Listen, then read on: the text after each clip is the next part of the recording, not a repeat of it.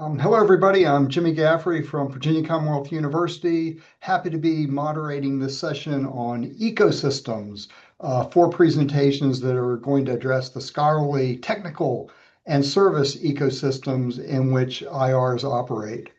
Our first presentation that's very relevant, especially from the end of the panel discussion from Xiao Zeng and Shuyi Leo, is exploring repository platforms in academic health sciences libraries, current trends and next steps. I think you should be able to share your screen now, Xiao.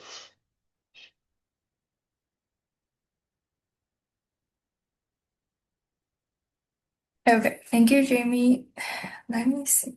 Can everybody see the screen? Yes. Looks great. Okay. Okay, then I will pass down to Shuyi to start the presentation. Yeah, thank you, Jimmy. Thank you, Xiao. Hi, everyone. Thank you so much for joining us today. My name is Shuyi Liu. I'm from the California State University, Fresno. I'm the health sciences librarian, and I will give a quick overview of our project, what inspired it, where things stand right now with institutional repository in the health sciences, and where we are headed next. So Xiao is from the University of Houston, and then we'll jump with more details on our data collection and analysis. So here is a quick overview of what we will cover. All right, to set the stage, open access in the health sciences is expanding really fast. We are seeing more expectations to share not just the publications, but also data, teaching materials, and even multimedia output. That growing demand makes institutional repositories, IRs, yeah, more important than ever. So they help preserve scholarly and clinical work, support data sharing and reuse, and boost the visibility for researchers and institutions alike. So IRs are really becoming a backbone of open access in health sciences, connecting people, data, and discoveries. So what do we actually know about IRs in the health sciences? Well, a lot of research so far has looked at IR adoption in general, like what platforms universities use, how they are managed, things like that. But there is a real gap when it comes to the health sciences specifically. We know much less about how medical or health-related institutions are using their repositories, what platforms they are choosing, why they are choosing them, and how those choices might affect the of resources they can manage. And another open question is whether those repositories serve the whole university or if some institutions have health sciences specific ones. So that brings us to our main research questions. We wanted to understand what does the current landscape of IRs look like in medical and health sciences institutions. In other words, what platforms are being adopted? Are institutions using open source or vendor-hosted platforms? We also wanted to see how those repositories are positioned, like are they serving the entire university or are some focused specifically on health sciences? And finally, what do those choices mean for open access for data sharing and for institutions might innovate in the future? I will pass down to Xiao to expand on the details. Well, thank you, Shuyi, for the overview. I'm going to delve into the methodology and findings. So for our study, the initial population includes all 171 member institutes. So we collect that member institutes by examining all IRs across the Association of American Health Science Libraries. And then that data is as of July 2025. So there are some duplicates, which means the main library and then health science library both hold membership in this association. So we remove the duplicates, and there are 163 unique institutes in our final samples. So the repository were searched for in three ways. The first was look up each institute's in the open door. The second one was to conduct a Google search for an IR affiliated with the institutions. And then lastly was to visit each institution's website to see if an IR could be located.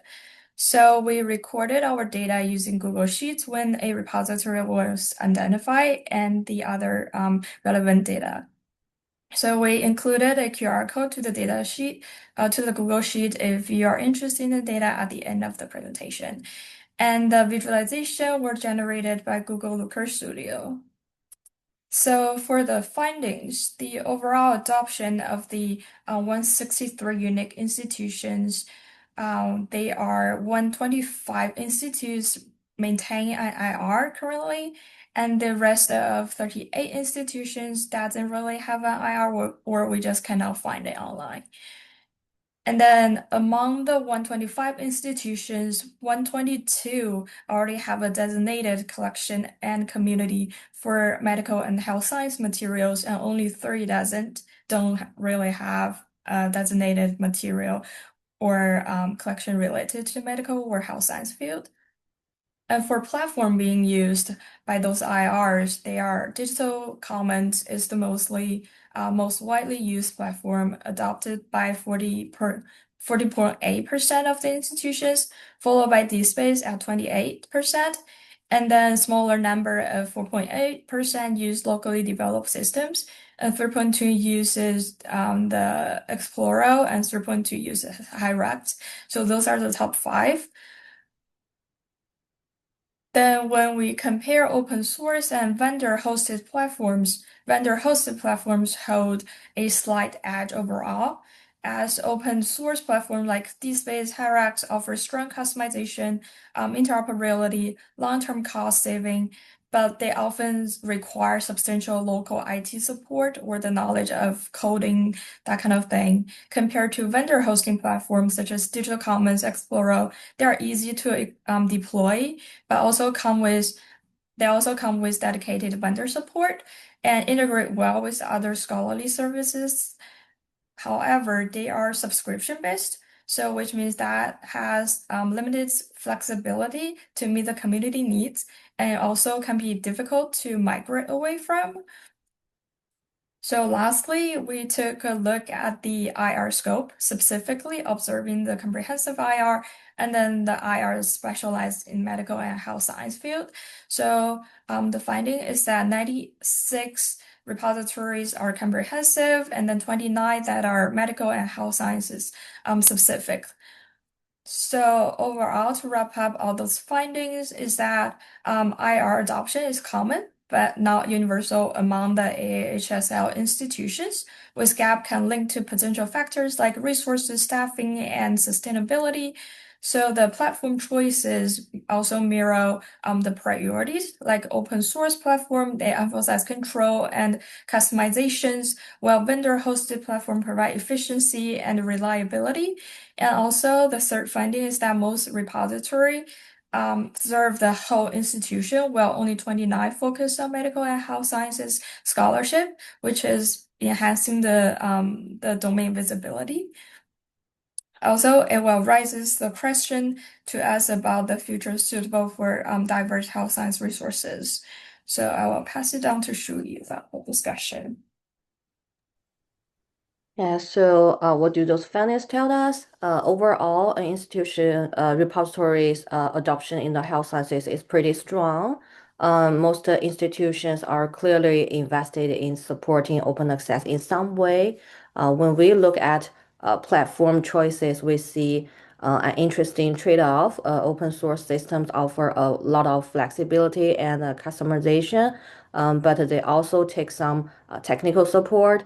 On the other hand, vendor-hosted options are easier to manage, but a bit less adaptable. And while there are some health sciences specific repositories out there, they are still the exception rather than the rule. That suggests there is room to grow. There is an opportunity to build stronger, discipline-focused infrastructure that really fits the needs of the health sciences community. And we think beyond just the platforms themselves. Some bigger needs are emerging for health sciences repository. Those repositories have to support a really diverse range of materials, not just the dissertations and the journal articles, but also like clinical data sets, medical images, and multimedia like videos and scans. So yeah, strong metadata practices are absolutely key here. They make all that content discoverable and usable. And we also found interoperability is another big piece, yeah, connecting IRs with open access networks, PubMed Central, and other data repositories. And of course, yeah, in health sciences, there is always that added layer of sensitivity. So how to yeah, handle clinical data responsibly and ethically while still promoting openness and sharing. So, looking ahead, there are several directions we are excited to explore next. So first, a deeper look at what those repositories actually hold. Yeah, so we plan to do content analysis to see the kinds of resources being shared. Then the interoperability study, checking how well those systems connect through things like DOIs, org ID integration, and yeah, others. We also want to understand the policy side, like how institutions are handling privacy, ethics, and open access mandates. And finally, thinking forward the future, like how can repositories become AI ready? In other words, yeah, how can they create structured, yeah, sustainable data environments that support future medical and health AI research? To wrap up, yeah, our lightning talk is really just a snapshot of where we are right now. It gives us a sense of the current landscape and how well existing platforms are meet the needs of the health sciences. But to dig deeper, we will need collaboration across libraries, IT teams, and the health researchers. Yeah, so no single group can tackle this alone. We hope this is spark some ideas and would love to hear from the community on this topic. And we're excited to keep the conversation going. Thank you for your time. Well, thank you all for that great presentation. We will hold questions until the end of this session. And the next session, as we do the flip from sharing screen, is transforming research discovery, centralized systems, and generative artificial intelligence for industry-ready collaboration by Timothy Cain from the Ohio Innovation Exchange and Alexandra Winzeler from Digital Science. So, we got the slides up. Y'all are fantastic. Take it away. Thanks everybody for having us, and thanks for the introduction, Jimmy. I'm Alexandra from Digital Science, and with me is Tim Cain from the Ohio Innovation Exchange. Today we're going to highlight a collaborative project that's been led by both of our organizations to use generative AI technology to help researchers and academic institutions better frame their work in industry relevant terms so you can better drive the discovery and cross-sector collaboration and foster new innovation for the research that's happening at your institution. And so without further ado, let me hand it over to Tim. Thank you, Alexandra. My challenge here is to summarize a pretty complicated 10-year story in 2 slides, so bear with me.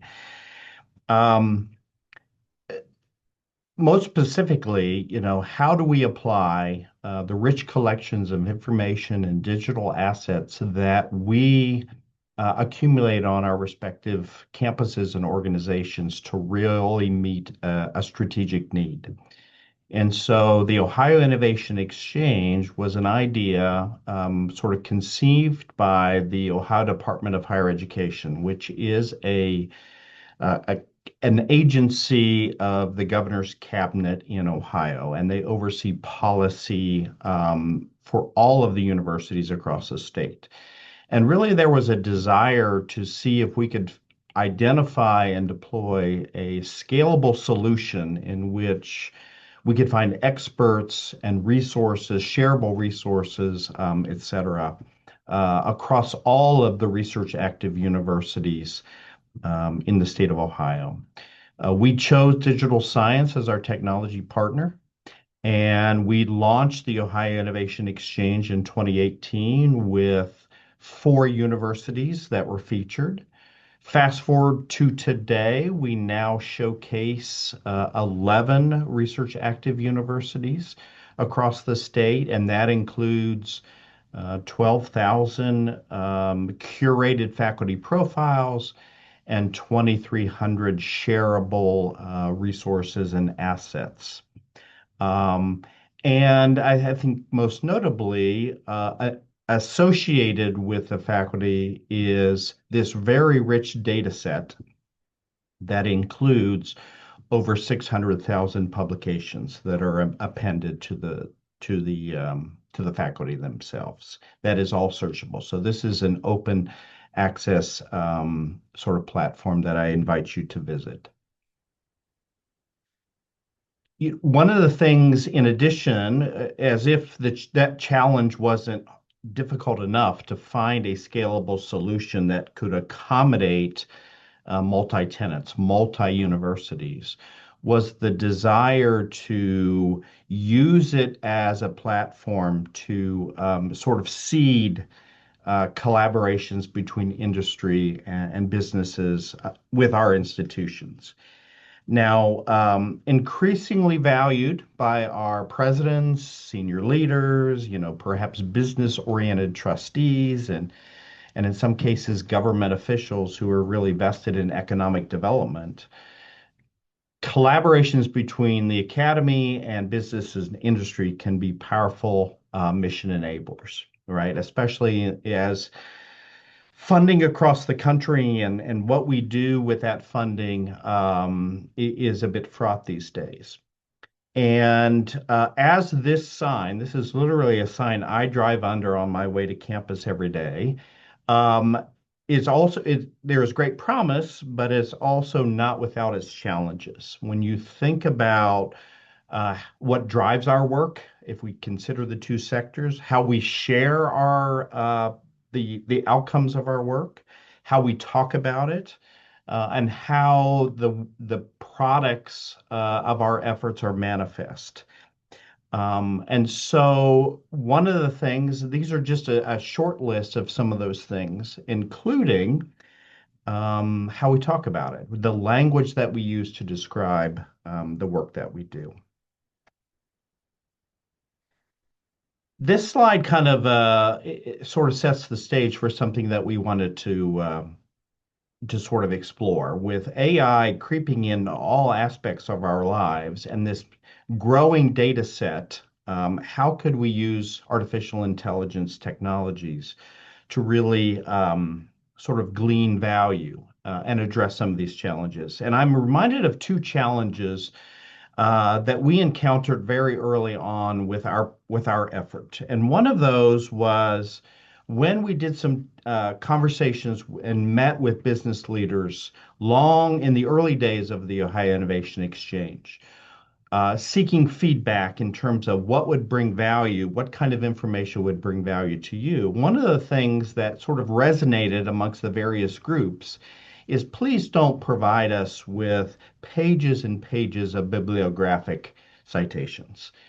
The reality is we understand that you academics use that. That is the language that you guys use to connect and vet each other, but it is of less value to us. And the challenge then is, of course, we have a lot of this information and it is a proxy to your expertise, but providing users with that our targeted audience would be fraught. The other thing that I am reminded of, invariably, as the Ohio Innovation Exchange was beginning to take shape, we would have demonstration sessions with business and industry folks. And invariably, somebody would throw a prompt at us, and we would always cringe a little bit because not knowing what would return. So it was the jargon that they used was obviously very business focused, and the challenge was would the results provide them. And so, not surprisingly, that was a bit less optimal. So to attempt to address this, what we call the Tower of Babel effect, we decided to explore the power of AI and point that in specifically to the data set that we had amassed and engage digital science in that process. Alexandra? Thank you, Tim. So what we've got on screen here at the moment is what you might consider for this group a very traditional search interface where a user is entering a string of search terms and they'll see results come back ranked by some metric of relevance. And it's probably very familiar for those of you on the call and on the session here today, but it really puts the focus on users needing to know the right search terms or the best way to take advantage of search tools and filters. And while this is excellent and has a part of how people interact with places like the Ohio Innovation Exchange, if you're not part of the academic community and you're not familiar with some of those academic terms, and it could be industry partners or it even could be other partners in your network that just aren't research experts on certain fields, this kind of user knowledge or lack of user knowledge really ends up either being the sort of make or break barrier for them to easily find the desired result set. And in cases like this, it's really challenging because the whole point is to help make sure you're promoting and highlighting the great work that your institution is doing, and you're inviting in the new kinds of partnerships and investments that you want to encourage for the research that you're doing. And this is where our AI-powered search project really starts to come into play. So we go from something like this traditional search interface to something more like this.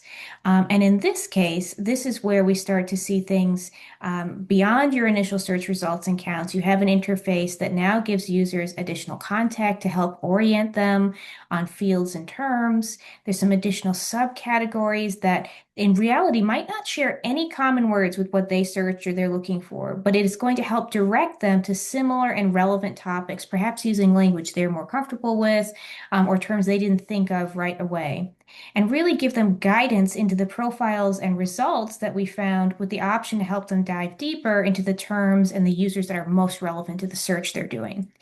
And here, let me put this a little bigger on screen as well.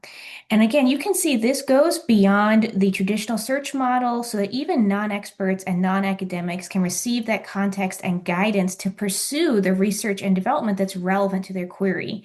And it's really opened up the ability for public users from any sector to search and discover new opportunities without needing specialized training on the subject area or specialized training on the search. Now, I know this is a lightning talk, so I'm going to go through this really quickly, but if you want to talk more about the details behind this, we're happy to do so. I just want to emphasize that we want to keep some things front in mind with working with AI. We are making sure to keep this human-centric. We want to make sure we're prioritizing things like transparency, fairness, and accountability, and we actively have done work to mitigate bias and have clear explanations of what's happening under the hood when an AI suggestion comes together. We're also looking to balance the difference between the pressure to innovate quickly and be speedy in how we do this, but we don't want to compromise what we offer for that short-term gain. We really want to make the investment to make the right decision, not just the fastest one, so that you have a reliable experience with our products and offerings. We also proactively identify and mitigate risks. So when we're talking about things like security, design, privacy, user participation, we want to make sure that we're inviting all of those into our process and being clear about how AI gets used in that place. Last but not least, I just want to put on here, you can explore the Ohio Innovation Exchange at ohioinnovationexchange.org today. And those initial search experiences that you can have of what they look like today, you can start to really see the remarkable and robust profiles and outputs that Tim and his colleagues have put together. And if you want to learn more about this project or other AI-powered tools that digital science is exploring, we do welcome you to reach out and collaborate with us so that we can see if we have new ways to help solve challenges that you're facing at your organization. So thank you, and thank you, Tim. We're very glad we could be here to talk with you all today. Thank you, Tim and Alexandra, for the excellent presentation. I put the link to the Ohio Innovation Exchange in the chat. Our next presentation, Outage as Opportunity, Local Backups for Long-Term Access. This is a 20-minute presentation. Sarah Weirich, Tara Wink, and Amy Lubinski, all from the University of Maryland. in Baltimore. This is the one I've been especially looking forward to, that really speaks to the ecosystems we all depend on, some of which are outside of our control. Take it away. Thank you. Good afternoon, everyone. My name is Sarah Weirich, and I'm joined by my colleagues Tara Wink and Amy Lubinski at the University of Maryland, Baltimore's Health Sciences and Human Services Library. Our presentation, Outage as Opportunity, Local Backups for Long-Term Access, shares how a cybersecurity disruption in 2024 prompted us to rethink how we protect and preserve some of our digital collections.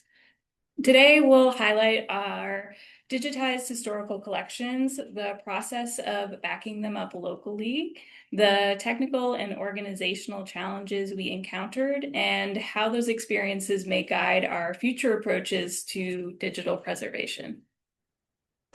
But first, let's place you in the University of Maryland, Baltimore's Health Sciences and Human Services Library. UMB was founded in 1807 as the College of Medicine of Maryland, so we have an over 200-year-old history here. In 1812, the name was changed to the University of Maryland, and today UMB has 7 professional schools, including dentistry, graduate studies, law, medicine, nursing, pharmacy, and social work. And the Health Sciences and Human Services Library works with 6 of those 7 schools. The law school has its own library. We are an urban school located on the west side of the city of Baltimore, surrounded by the city and very much part of it. The Health Sciences and Human Services Library is one of 2 libraries on campus. It was founded in 1813 with the purchase of a faculty of the School of Medicine's book collection. So that's when we trace our history to. So again, over a 200-year-old history. And the current library, which is pictured in this slide, was built and opened in 1998. It is very centrally located on campus as well. So one of the services HSHSL provides is our UMB Digital Archive. It's a repository that primarily collects historical documents, academic works, and gray literature produced by UMB. It serves as both an institutional repository and a space for some of our historical collections. And today's presentation will focus on the historical document side of the archive. The digital archive has been online for almost 15 years now, and to provide some brief system information, we partner with a vendor who hosts a DSpace-based service called Open Repository. We are limited in our storage space in our digital archive, and to help kind of alleviate some of those storage concerns, we have traditionally put materials into the Internet Archive and then pointed to those materials from our digital archive. This includes most of the historical items that Sarah mentioned before, but it also includes some state medical association literature, as well as some other things that we have digitized for other people. There are a total of 1,871 items in the Internet Archive. Most of these are UMB focused and include archival materials such as yearbooks, annual catalogs, our matriculation records, minute books, as well as large collections of historical volumes, historical or rare books have been digitized as well. In some situations, we digitize in-house and then actually upload it to the Internet Archive. But in a lot of cases, we've actually contracted with the Internet Archive here in Laurel, Maryland, to digitize large quantities of items for a relatively inexpensive cost. And that allows us to get a lot more materials online. The problem with this is we do not get a physical CD or item that has the files on them. We just get a link to the Internet Archive record. This works most of the time, and we don't normally have any problems, but you'll hear more about why this is a problem in some situations, because the internet sometimes just doesn't work properly, or things happen. And so that's kind of what is behind this project. I will mention that the Internet Archive, as most of you probably know, is pretty easy to use as both an end user and behind the scenes to upload and add metadata. And it also it's lovely that you feel like you're actually paging through the document. So the project that we're presenting today took shape after a cybersecurity disruption experienced in the fall of 2024. Last October, the Internet Archive was hit by a DDoS, or distributed denial of service attack, which took down the site and our access to it for several weeks. The outage affected many of their services, including archive.org, the Wayback Machine, Archive.it, and Open Library. At the same time, other major public libraries were experiencing similar cyber attacks, and in later months, government restrictions of certain files highlighted just how fragile even seemingly secure information can be. While we recognize that situations like this can be rare, it made us realize how much we rely on external hosting for our historical collections. This outage drove home the importance of having more direct control over our own files. And so this project grew out of all of these experiences with the goal of strengthening stable, long-term access to our collections. This project affected me probably the most because I answer a lot of archival questions, and I couldn't access yearbooks or course catalogs, and it was a little bit of a nightmare for a couple weeks there. So when we decided to proceed with this project, I began to project plan with the idea that someone with absolutely no metadata, digitization, whatever experience could pick up parts of this project and run with it. So I did create a Microsoft Word guide with step-by-step instructions, including screenshots, to kind of walk somebody through how you would go about downloading files from the Internet Archive. In addition to that project guide in Word, I created a spreadsheet, which is behind the Word document, that has a book for each of the collections that are in the Internet Archive. This helped to make the project more manageable, so I could hand somebody yearbooks to download, hand another person academic catalogs to download, and so on, and they could kind of stand alone in one part and not get confused by who's doing what. This also ensured that all content was downloaded. The Internet Archive allows for downloading different types of files, and initially we talked about just downloading a PDF and calling it a day, but the PDFs aren't very clear. So when we downloaded them, it was hard to read and you weren't getting a great file. So we decided to do zipped files, which are JP2 zipped files. In addition to the two guiding documents, so the Excel spreadsheet and the Word document, I did create a space in our SharePoint with folders for each of the types of materials that were in the Internet Archive, and they reflect the same books that are in the Excel workbook. In our first meeting, we had somebody as part of our team who was willing to try to do this in an automated fashion. So we did do some initial automation where she wrote a script, downloaded a lot of content, which was phenomenal. It went really quickly. But unfortunately, she has left her position and we didn't have any of the script, and some of the documents were actually lost when she left. So we went back to doing this manually, which we'll talk more about in a second. So we're now in the process of kind of trying to track down some of the files that might be missing and unzipping the files that were not unzipped by that individual. So we did try to do this in an automated fashion. So this is going to be a detailed step-by-step walkthrough of that download and upload process. I try to work on this at least an hour each day, or if I had a busy week ahead of me and I couldn't make time for it, I would devote my Friday, which is a work from home day for me, and just try to knock out as many rows as possible. So the Internet Archive download project spreadsheet has a tab for each collection, as Tara mentioned. Each item that needs to be backed up is in the far left column, column A, followed by the year it was released, the volume, often represented by a letter, a column for yes or no to indicate whether the item was successfully backed up. And just before we started, we decided to add that last column on the far right, the uploader's initials, so there would be accountability for each individual item on that spreadsheet.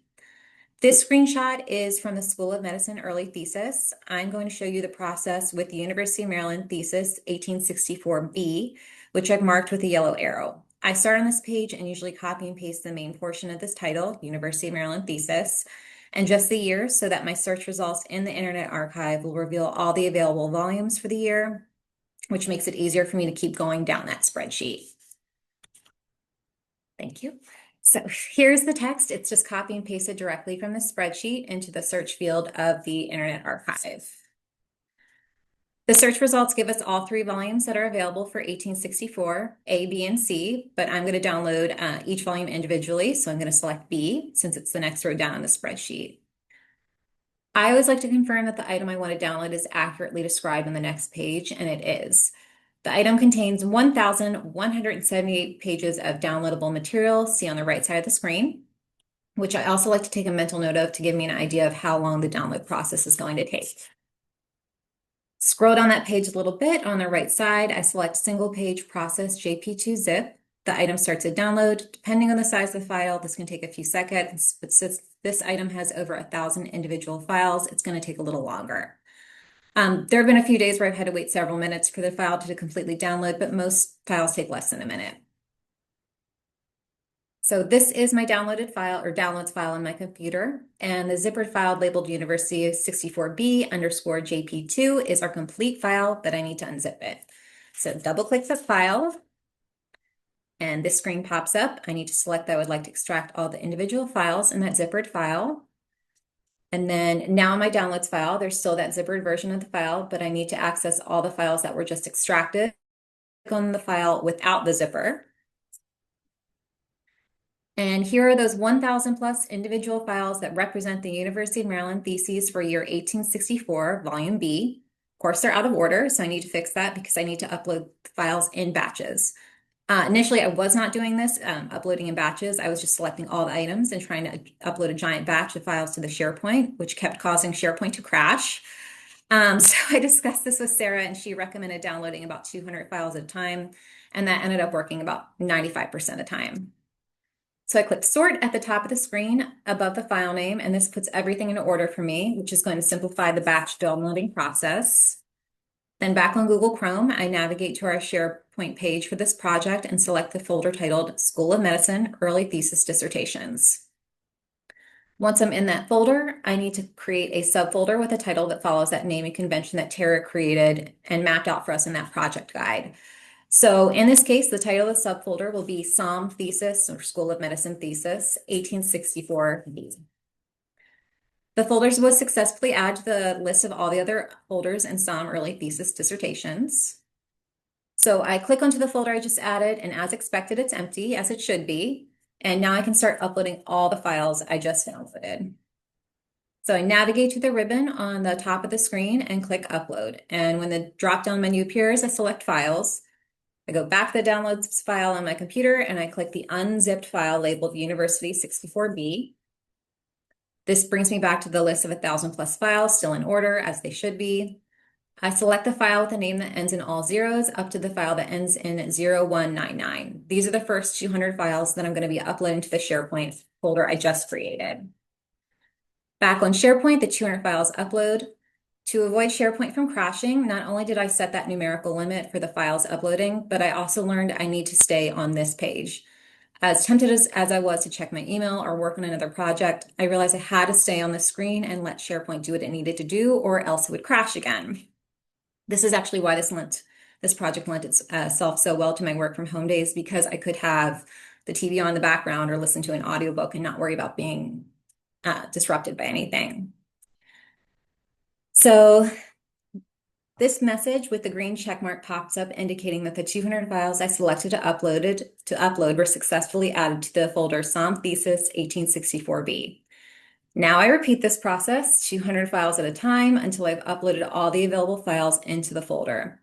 So next up would be the file names that end in 200 through 399, then 400 through 599, etc., all the way up until I get to 1,178 files. Sometimes there's still error message that indicates small glitches and say something like, there was an error uploading your file. Do you want to try again? And I always select yes. So once I'm done, I like to check that there are at least the number of files that Internet Archive said there should be there in that file. 1,179 files were uploaded, which is one more than Internet Archive said should be there. So either there was a naming convention error somewhere in the files or something glitched in the uploading process and corrected itself. But since I technically have one more file than I need, and not less, I'm going to deem this a successful upload by Going back to our project spreadsheet and adding a Y to indicate yes, I downloaded every available file for the University of Maryland thesis 1864B and recording my initials.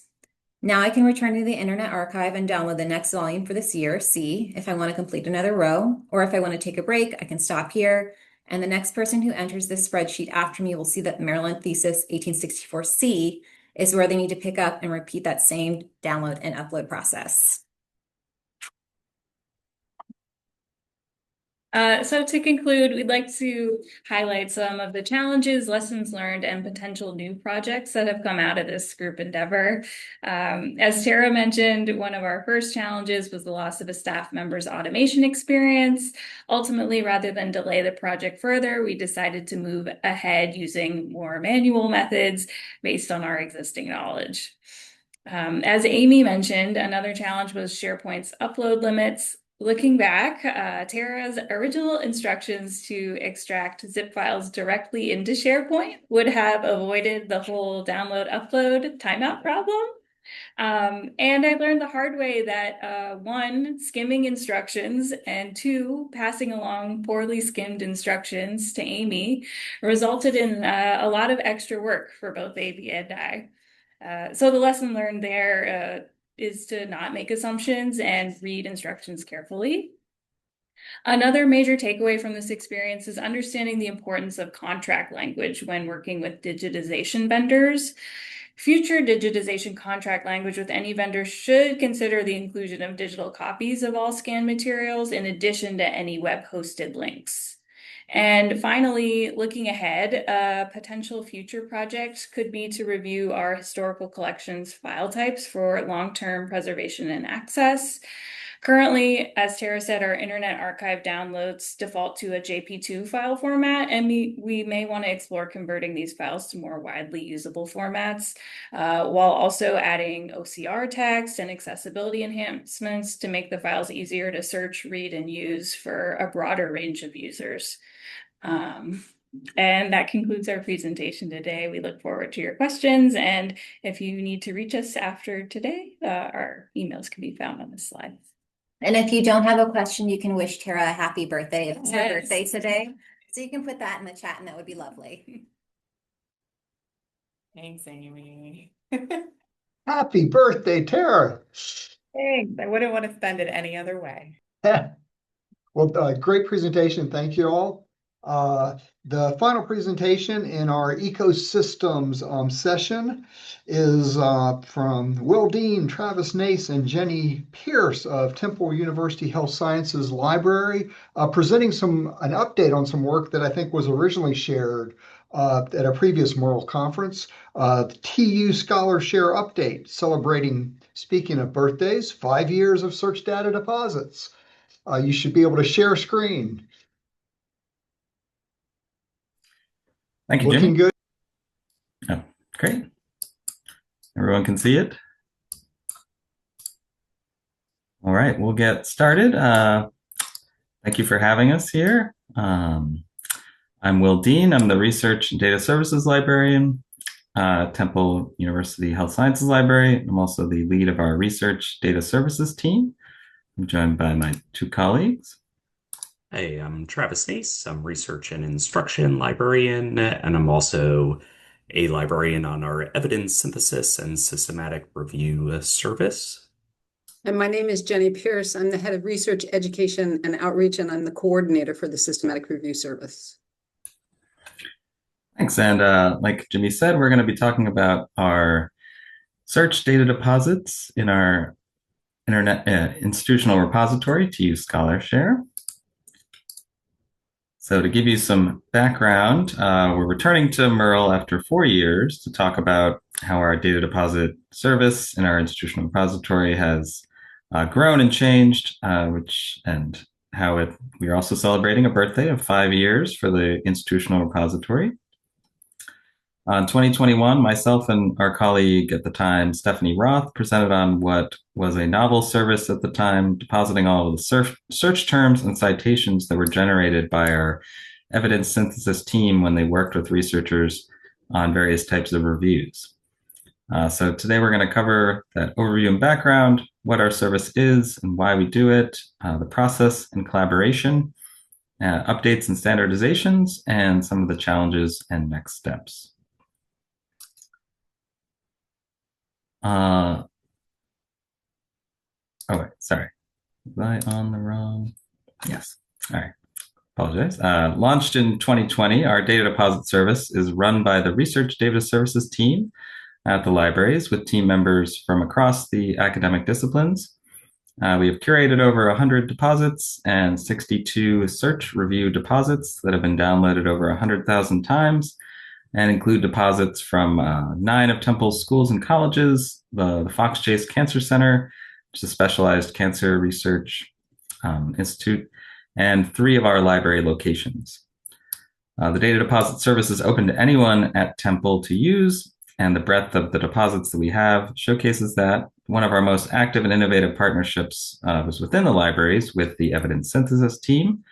Initially, we sought to merely preserve the search terms and structure of the searches, and then we added on to preserving all the citations that were returned at the search at the time to make it more useful for future researchers. Hey, thank you, Will. I'll take over talking about our service structure. So our evidence synthesis and systematic review service started around 10 years ago, so about 5 years before the repository. The service provides evidence synthesis support in the form of education. The service also provides librarian-created searches, which include a deduplicated citation file that would be ready for screening, and a methods section write-up of our methodology. Librarians from 3 of our libraries are members of the service. Next slide, please. Thank you. The practice of depositing research search strategies in a repository was not that common, though. In 2020, the evidence synthesis and systematic review service librarians worked with the research data services team to develop a streamlined process to deposit these search strategies, to make them available, and specifically starting with systematic review searches, and then made them more open and reproducible by making those strategies and results discoverable. Now this practice is being more widely recognized and discussed at conferences, just like MIRL today. University repositories are being utilized, and search methods specific repositories, such as Search Archive, are coming online and being used as well. These search deposits are incredibly important to our service, our researchers, and our librarians for several reasons. One reason is they are tied to reproducibility. Searches that are well documented need to be accessible to future researchers to obtain and rerun. This furthers that goal by having the search in another place besides the published manuscript. Researchers do have the option to put the link in their manuscript along with their appendix or supplement. Our repository is open to all and will live on in perpetuity. Another reason is it provides open access, high quality search hedges to anyone that wants to use them. This opens up scholarship opportunities for researchers, and we do list our hedges as CC, BY, NC, SA license, unless otherwise noted. And lastly, and a bit selfishly, librarians get to have their hard work deposited, in a sense published, regardless of that final manuscript publication. Only about 10% of the reviews we work on have reached publication at this point. But again, this could be considered a form of publication for that researcher as well. Next slide. So in this screenshot is a specific example of a team that did opt to put that DOI of the search deposit in their manuscript. And then they also included the search as a supplement in their manuscripts. Next slide. Here's some data about our data deposits, accompanied by the Android itself data. You can see that the medical school, Barnett College of Public Health, and Fox Chase Cancer Center are heavy users. And we get requests from non-health sciences schools like Education and Human Development as well. And here are some deposit highlights for searches. They are used heavily, and some of the most popular content in the repository, and two have been downloaded 20,000 times. So currently, search deposits consist of systematic, scoping, rapid, and integrative reviews, and also some narrative. There are additional evidence synthesis types that could be deposited as well in the future as we start to work on different types. And search librarians have received emails from interested researchers to use these searches. And we have seen steady use of the deposit service over time with some ups and downs over the years. And then I'll pass it to Jenny. So in the heart of our service is the team workflow where we deposit and curate the data deposits. Librarians who work with the research team submit the method sections and the result data to TUScholarShare. Deposits are curated by a research data services team member for completeness and metadata, and the deposits DOI is shared with the researcher for the manuscript for peer review and for funder requirements if needed. So a little more detail, as part of the request for library support for evidence synthesis projects, researchers fill out a detailed planning form, which includes deciding if they want to have the search methods and data deposited. Often they have questions about what this means, which gives library staff the opportunity to discuss openness in research. The deposit happens after a search is completed and results are delivered to a team. So the librarians submit 5 files in total: the template-based README file, a text file with the citations suitable for uploading into data extraction software, an Excel spreadsheet with more details about the search, including database search strategies and results, and 2 CVS files saved from that Excel file for universal readability. The research data service team developed a workflow on the other end based on their existing process that tracks the movement of the files from curation to deposit based on the work of the Data Curation Network, a collaborative network of libraries and data repositories. So things that have changed since 2020, originally, as we said, we just did the search terms. Now we've added article citations. And then we've also added the Prisma documentation, and there have been multiple updates to the README template. An unexpected benefit is the popularity of the service has allowed the Research Data Services team to use these deposits to teach people data curation. One of our challenges is researcher confusion about what these deposits are and the benefits to their research and manuscript. Many conflate having a DOI to having a publication, which often spurs emails to the co-author librarian when the deposit is made public. Another challenge is the time to deposit the search. To mitigate this and speed up the process, the 2 teams have refined their templates and their workflows so more staff and interns can complete a deposit. However, a great opportunity is that our repository, TUScholarShare, does everything we need it to do for now and has space for growth, which we look forward to. So thank you very much for your attention. And since we are the last to go, we will wait for any questions.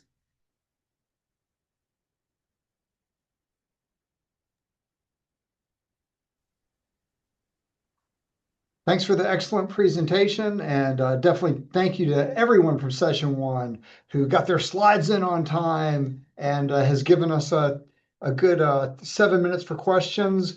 There was, start with one question for Temple. I'm curious if you have any insight into who the 20,000 people are who downloaded the 2 search strategies.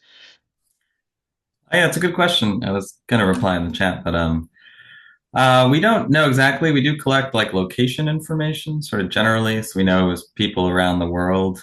And we also assume that there was some amount of like LLM scraping of our data sets. I'm sure some of it was bots. Since then, the company that hosts our repository has tightened the restrictions on bots and other crawlers that might be doing that. So we've seen a dip in those numbers. Those are also our oldest ones. So like we mentioned, it was more of a novel service at the time. It debuted prior to Search Archive coming out. So it's possible it was a lot of different people who are interested in what systematic reviews data there is about them. Thanks.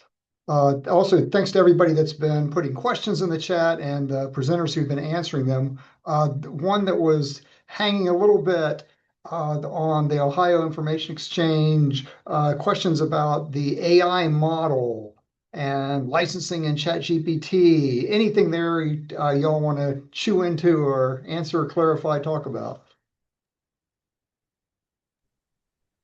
I can take that. So Digital Science, our technology partner, used an enterprise license for ChatGPT. One of the things that one of the questions was related to updating and releases and all that. Right now, we're still in a sort of pilot mode, so it is not openly accessible to the general public. So if you visit Ohio Innovation Exchange right now, you will not see some of the things that Alexandra and I demonstrated earlier. So more to come on that. Well, thanks a lot. And I've got a question on the for University of Maryland. I'd love to hear y'all's thoughts and reflections on just infrastructure in general and other things that you may be depending on and second thoughts after going through this process. You can start. Go ahead. So the other thing that we're now currently relying on is enough space in SharePoint for all of these large files to live. So I definitely have just this week run into a problem with like not being able to upload anything more because I had run out of space. But I think that was a OneDrive issue. I'm not 100% sure what was going on, but I did figure it out. But there's like, this is still an ongoing project. We're still downloading things and like, is it the best use of our time? I don't know the answer to that question either, but I feel a lot better knowing that if Internet Archive goes down again for a long period of time, and it was a long period of time, and it was really like affecting my ability to answer questions and do my job, at least now I can get to the right folder with the right files in it and could theoretically create a PDF and like be able to answer a question quickly. I wish that we had asked the person who left to write down the information on the script because it really was a lot quicker and it managed to get many, many files downloaded in like a week rather than weeks. Yeah, and that we saw a resource in the chat that we'll investigate as well. Yeah. Sounds good. Thanks so much. I've got one last question before 1:30 to our first group. I wanted to emphasize that the slides will be available. There's lots of interest in your session and people wanted the references right away. In terms of looking at a snapshot today of repository platforms, is it telling you anything about future migrations or what platforms they used to be on? That is a great question, and I think it's really depend on the institution and the staffing capacity. Because in terms of like migration and future trends, a lot of things fall under, in most of the cases, they fall under on one person's shoulder or like a group of three librarians' responsibility to maintain the university scope, that huge scale of content. And then in terms of IR, you need to check the metadata templates. You need to make sure the permanent identifier are correct, the long-term preservations, and then are they correctly being web harvested? Does Google Scholar kind of catch that? Does Outmetric, that kind of like research impact visibility tool can capture that? And then like there are also other issues happening there. So I think it really depends on the capacity of each institutions. But like I think we are all making that, like putting our efforts into the IR and then the open access, open science, the success of them. Well, thanks so much. And again, thanks to everyone from session one. And I think we are almost at 1:30. So please bring your questions to chat or onto the listserv. Thanks again, and I will turn it over to session two.